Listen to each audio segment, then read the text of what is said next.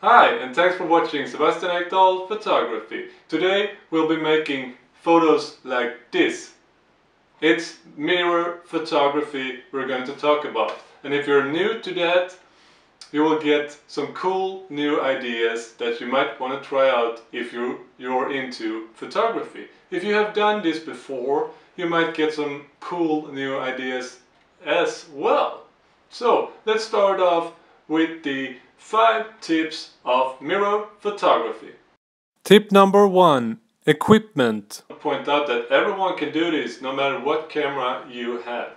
I used, as my background, I used 2 big papers, and I used a small lamp that I put close to the subject.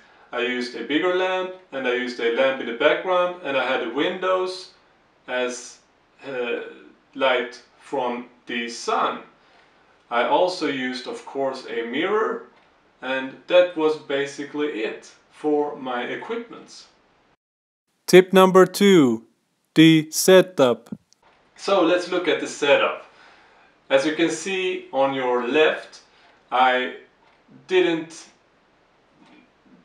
have a studio here. So what I did was I took the black papers and taped them onto the bigger lamp on top, and I laid the mirror onto a table, and as you can see there will be some kind of black that's reflecting to the mirror, so that will be where we're putting our subjects.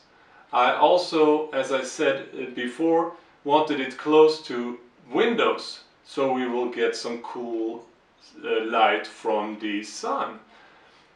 I used occasionally on some shots the built-in flash with very low power.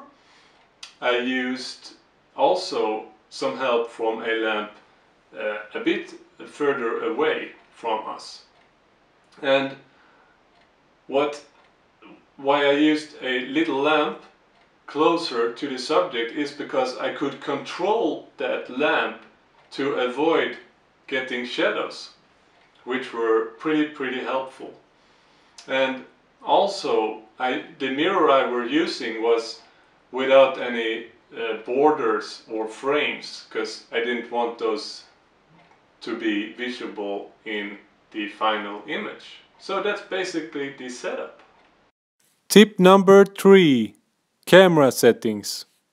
The settings on my camera that I want to talk about is most of all the aperture, which I wanted a lot in focus in the photo. So I put a big F number. I think I had around F18 or something like that. And also another thing I changed was the exposure compensation. I put the exposure compensation to minus 1.0. I think it was minus 1.0, and I tried different, and I changed it because when you're photographing and there's a lot of black in the background, or just a lot of black in your photo, the camera will think that, hey, that guy is shooting something that's very dark, we need to put in more light. And in this type of shot we want it black, so then we just want to regulate that in the camera, to tell it to, hey, I want it black. And other camera settings, I didn't really change that much other settings. I changed the flash power a bit to see the different kind of shadow it casted, because I didn't want any shadows, so I had to regulate that a bit. That were the settings. Tip number 4. What lens? So let's talk a little about some lenses I tried. I first tried the 50mm 1.8 camera lens, but it didn't really get close enough to the subject, so it ended up being too far away and you could see some of the backgrounds, which wasn't very nice at all. So I tried to put on my telephoto lens, and I ended up using a focal length of 150 millimeter, which were perfect. So that was what I was using. I would probably, if you've got a macro lens at home laying in some corner, or if you use it a lot, that's probably the best way to go, because you will get a lot close to the subject, and that will be just amazing. Tip number 5. Wrap it up tips. So let's wrap this mirror photography tutorial up with some final tips. When I photographed this, I moved the camera around a lot to be able to get to see different kinds of reflections in the mirror, the different kinds of reflection the subject throw. But don't go too much on top of the subject, because you will be shooting yourself. It's a mirror. And about the mirror, you can use any mirror you want. As I said, I use the mirror without frames. And you want to have a clean mirror. You want to clean it when you change subject. You don't want a squishy fruit be showing on your next subject, and so on and so on. Another thing I would use if I had a black sheet instead of the black papers, because the black sheet is bigger and it has some kind of cool texture that would be cool as a background.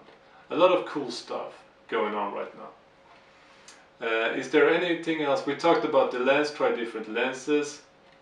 Got a macro lens home, try it. And if you're into editing photos, you can edit them afterwards, of course, and you would want to darken the background a bit, and you will probably want to light up the subject a bit. Try to change if you're using the built-in flash, try change the flash compensation so you don't cast too much shadows on your subject.